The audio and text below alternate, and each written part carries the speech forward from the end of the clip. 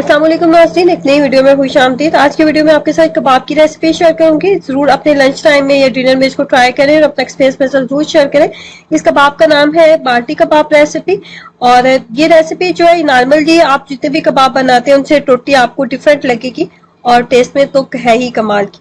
तो कैसे बनाएंगे, इसको बनाने के लिए सबसे पहले मैं लूंगी सब्ज मिर्चें। 2 से 3 सब्ज मिर्चें मैंने ली थी बड़े साइज की, और रफली उनको हमने चॉप कर लिया था। उसके बाद 1 चाय का चम्मच इसके अंदर लहसुन और अदरक का पेस्ट भी मैंने ऐड किया।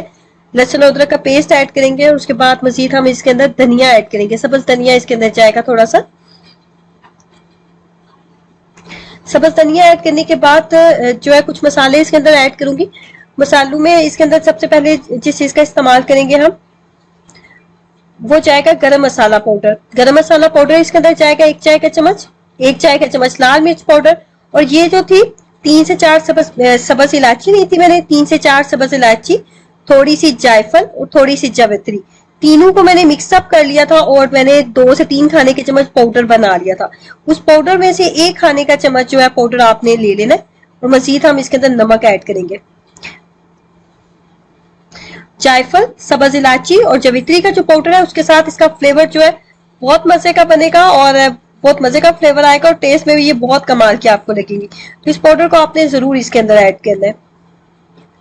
उसके बाद ये तमाम मसाले जब हमने पीस लिए हैं तो उसके बाद हम इसके अंदर बोनलेस चिकन का इस्तेमाल करेंगे। तकरीबन 300 ग्राम के करीब मेरे पास बोनलेस चिकन था।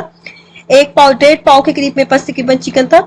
और इसको आप बीफ के साथ भी ट्राई कर सकते हैं। बीफ के साथ जब आप बनाएंगे तो इसके अंदर आप जो है मजीद आप ब्रेड का इस्तेमाल कर सकते हैं, आप भुना हुआ बेसन ऐड कर सकते हैं बाइंडिंग के लिए। चिकन के अंदर जब चिकन के साथ आप बनाएंगे तो चिकन के लिए मैंने सिर्फ इसके अंदर 1 अदद अंडे का इस्तेमाल किया था। अगर आप बीफ के साथ बना रहे हैं तो भी आप इसके अंदर अंडे का इस्तेमाल कर सकते हैं। 1 अंडे का इस्तेमाल करने से ये थोड़े नरम बनेंगे। इसके अंदर एक जो नरमी होती है, मॉइस्चर जो होता है वो आ जाएगा और खाने में आपको और ज्यादा टेस्टी लगेंगे। कबाब जब नरम हो तो ही खाने में अच्छे और मजेदार लगते हैं। तो इसलिए मैंने इसके अंदर 1 अदद अंडे का इस्तेमाल किया। अंडा इस्तेमाल करने के बाद, अंडा डालने के बाद एक दफा मैंने फिर इसको पीस लिया था। उसके बाद हाथों के ऊपर लगाएंगे कुकिंग ऑयल और बस इस तरह की हम इसको शेप दे लेंगे। बस इस तरह की नॉर्मल से हम इसको शेप दे लेंगे, मुट्ठी की तरह की एक शेप हम इसको देंगे।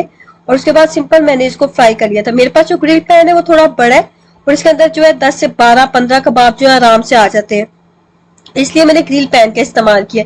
आपके पास नॉर्मल कोई सा भी पैन है, तवा है, आप उसके ऊपर इसको बना सकते हैं। जिसको हम शैलो फ्राई करेंगे,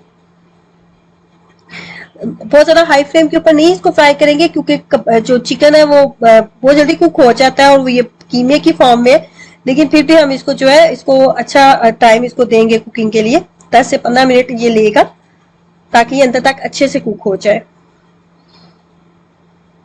इतनी देर तक मैंने कुक किया था कि अंदर तक भी बहुत अच्छे से कुक हो जाए और बाहर भी बहुत अच्छा सा गोल्डन सा कलर जो है इसके ऊपर आ जाना चाहिए। देखने में ये जितने ज्यादा टेस्टी लगते हैं ट्रस्ट में, खाने में इसे कहीं ज्यादा मजे के बने थे। तो आप अपने लंच को मजेदार बनाए या फिर डिनर में इसको जरूर ट्राई कीजिएगा। अपना एक्सपीरियंस मेरे साथ जरूर शेयर करें।